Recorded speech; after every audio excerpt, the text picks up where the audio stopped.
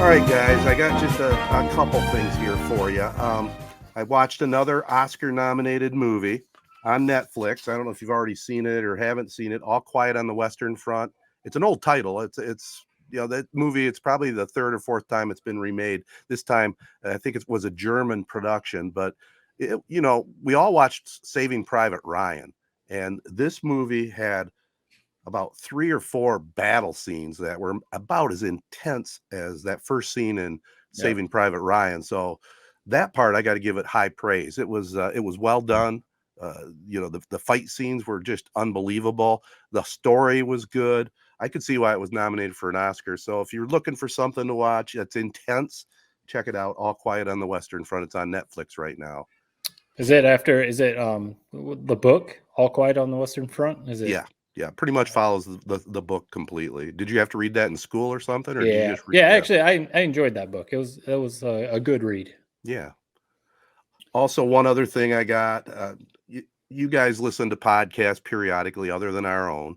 And, some people will come up to me and they'll talk to me and say, yeah, I was listening to this podcast and I have no idea what they're talking about. It's probably interesting because they're bringing it up to me.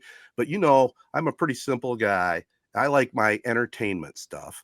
And, I talked about the podcast I was listening to with Dana Carvey and David Spade, the behind the scenes thing with Saturday Night Live. Well, this one has been out quite a long time, but I was a huge Office fan. You guys Office fans? Yeah. And Pam Beasley and Angela, they host this one, the characters, and it's deep dive into every episode. I think I'm up to about episode 5 or 6 right now. I think it just got through the first season. It's well done, man. They tell you all kinds of behind the scenes things, and it's a quick listen, and they have a great chemistry. If you're looking for something new, something in the entertainment world, if you were the Office fan, I recommend this. It was very entertaining. Yeah. I haven't listened to whole episodes. I've heard clips, and multiple coworkers and friends talk about listening to that too because they were big Office fans. So right, I need to check it out sometime. You need to. Well, it's not even the best. Kevin Malone, I'm drawing a blank on his name, has a podcast, same premise, same thing. Yeah, it's way so better. Okay. Yes. Way behind the scenes, how the Office is created, it's just so much better edited. It's awesome. So you've listened to this one, then you're saying you've listened. Yeah, I've listened to them both. Okay, yeah, that one is the premier Office podcast if you're looking for that. All right, I'll take a listen. Couple of things from me on Tedertainment Tonight. One, I'll just give my quick review of The Full Swing. If you remember, I've been typing it up for a while on Netflix. It was solid. I think Rory McIlroy is probably the big winner in this. He came across really well. Brooks Koepka, probably the biggest loser. He just came across like a dope, man. I like Koepka. I've always liked him, but it's just every time they talk to him, it's like he didn't know who the Masters champion was that year. He had to think about it for like a couple minutes. There's one sequence where he's like, the whole thing is about how he's playing bad. He's been playing bad. Can't get out of his head. He's in his head the whole time. And one of the sequences, it's like his wife or fiance, I guess, Jenna Sims is like trying on all these different outfits, like wanting his opinion. And I mean, I guess we've all been there. He's given like one word answers to like everything she's trying on. And then they just they do him dirty with the edit. They like bring in his like interview underneath. Like, yeah, sometimes, Jenna or whoever's talking, and I'm just like, I can't even think about it. I'm just thinking about my golf swing, what I got to do to fix my golf swing. So I thought those two guys were kind of the big winners and losers. I didn't like how they edited it. It was kind of weird. So they basically did 8 episodes following a different person for each 8 episodes. And because of that, it's like they would go back to like the Waste Management Open 3 or 4 times throughout the series. And by the second time, you already knew who won it. You already knew the whole storyline. It was just kind of bizarre how it was done. I don't know if I could have done it better. Probably not, obviously. But it just was, I didn't like how they did that. I wish they would have just gone serial throughout the entire PGA season. Whatever stories they had to tell, segmented at each portion, they could have done that. It just was weird to me how they edited it. And what it really just kind of showed me and what I always talk about, Last Chance U. I mean, it's the standard for sports docuseries. I mean, they're just so good storytellers. When you're watching a Last Chance U episode, it feels like you're watching a movie for 45 minutes. When you were watching this, it felt like you were watching like a music video or something for 45 minutes. Just all the quick cuts, and you don't really know what's going on half the time. You're in a story for 2 minutes, then you're quickly jumping. So I liked it. I mean, I watched all of it, in a few days. So I can't crap on it too hard, but I just was expecting a little bit more. So I've seen some mixed reviews too, that some people even saying they would not recommend it just because of kind of what you said. I mean, it wasn't the behind the scenes stories about the PGA and stuff like that. Like, like what I think what people were hoping for. But, I think for golf junkies who really like the players and, stuff like that, I'm sure it'll come off all right. But little disappointing because I was excited for it too. And when I started, your review and hearing some other reviews, I was kind of like, I actually don't know if I'm going to watch this now. Fingers crossed on the new one with Damon and Affleck, the Nike story. You think that's going to be good? Have you heard any pre-reviews? I think with the cast alone and the story, right? I would think Jordan was probably involved at least, so it's as accurate, as they can do with the story. So I think it has all the potential in the world. I guess we'll see, but yeah, the cast is what has me holding off hope. I just doubt that all the Damon, Affleck, Bateman, that they would all attach their name to something that's not going to be good. That's my hope. The trailer at first I thought it looked awesome. The more and more I've seen it, I don't know. It seems like they're not really talking to Michael Jordan at all throughout it. They're talking to his parents, which you just know that's not how that situation went down. I don't even need to read a book or know anything about it. It's definitely was probably Michael Jordan and his manager, not his parents, like dealing with whether or not he was going to sign with Nike or not. So I just think that's kind of funny. That's been a very prevalent part of each trailer. Yeah. So no, I guess that's my thing. Like I'd be curious if that wasn't the case. Like I would think like if they're going to do this movie, they're going to do it as accurate as they can. You know what I mean? Right. So you would think so.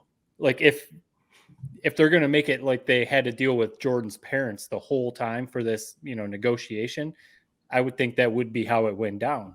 Like they wouldn't lie about. Or otherwise, Jordan's going to come out with his own movie and bash everything that they did, So, or it just seems like we saw with Showtime. I mean, they had nailed the Magic Johnson casting in that HBO show. I mean, it's not impossible to cast a Michael Jordan character in this. So it's just weird that we haven't seen him in any of the trailers. Yeah, he's a pretty big part of that story about him and signing with Nike. So it'd just be weird if he wasn't really in it. Yeah, they should have casted Michael B. Jordan. Use him. Yeah. Right.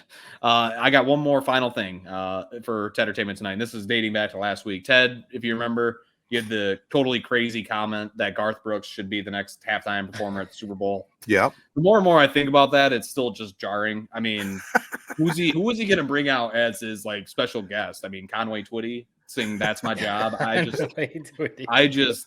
get over that. And you asked us who we would have as our halftime show. So I just made a quick list 5 minutes before we recorded this. Number one, like we talked about last week, Taylor Swift. Right. Number two, Drake. He's got so many hits. People will say, oh, maybe not. He's a hip hop guy, rap. If you really go down Drake's catalog, he rivals anyone, maybe ever. Yep. A lot of hits, a lot of songs with billions of views on YouTube. He definitely has the catalog to pull it off. Number three, we talked about him as well, Justin Bieber. Yeah.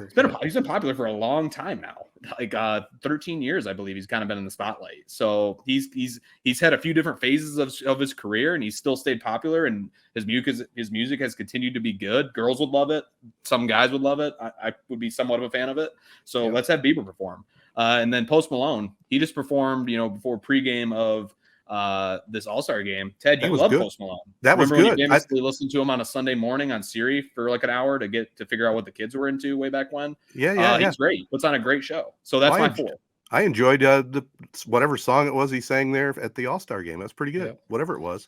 Yeah, that's a good list. I know a friend of the podcast, Craig, he has always said Jonas Brothers should be doing a halftime show, and they probably have enough hits. They could pull off a halftime show.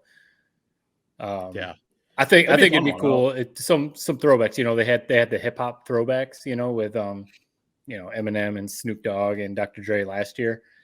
If they came out with a boy band throwback and had like NSYNC and Backstreet Boys, that might break everything. Just because everyone's been waiting for them to like do a throwback tour or something. New Kids on the Block too. New Kids on the Block. That could be something that would be pretty cool. Yeah. Well, let me hey, jump. Let me I jump think back your in list, here. your list is pretty solid though. I gotta jump back in for a second though. Let's just say, for example, they did go with Garth Brooks for us old boomers. No, so why wouldn't they have country? Is there other country artists? I mean, who would you throw out there? It's one I of the mean, biggest genres of music. I guess it would be, Tim McGraw probably would be a part of Tim that, like McGraw, Faith yeah. Hill. So you put I him don't ahead know. of Garth Ever had a Brooks? country act for halftime? I don't know if I ever remember it. Well, that's why I'm just bringing it up, Yeah, I'm not because sure. country music probably is the number one genre throughout the They don't put country. on a show though. They don't. I They don't feel put on like a show.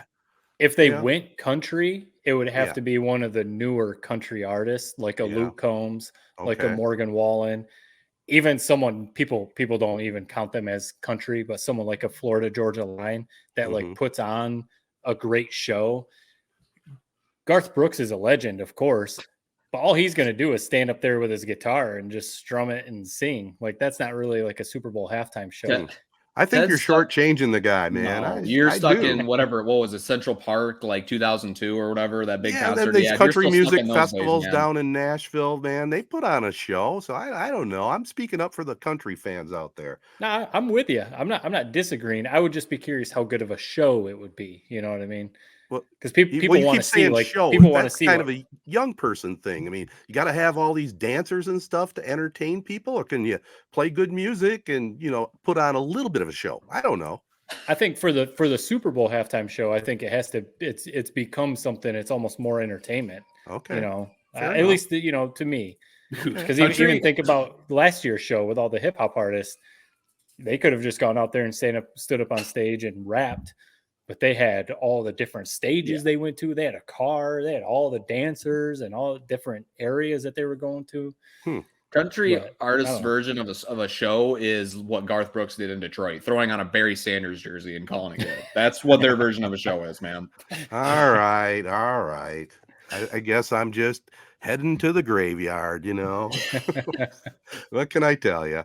Fair enough, though. That's why it'd be interesting anyway. That's why we have this podcast. We got three Yeah. different generations. All the old geezers like me are saying, "Yeah, I agree with you, Ted." But the majority of our listeners are saying, "Man, Ted, you're crazy." So we'll leave it at that. Hank Williams, Conway Twitty, and Conway Twitty. That's Garth the comment Brooks that's a comment of the night. I will say real quick. I watched last week's Last of Us, and yeah, you weren't kidding about the zombies in that one. This show is fantastic. It is. I can't wait for each new episode. It's just great. Yeah. Well, you're going to watch the All-Star game tonight and catch up on it, right? Yeah, that's what I'll say. It's kind of a tough. I think I'll save Last of Us for tomorrow night. I mean, you got to watch the All-Star game tonight. Amen.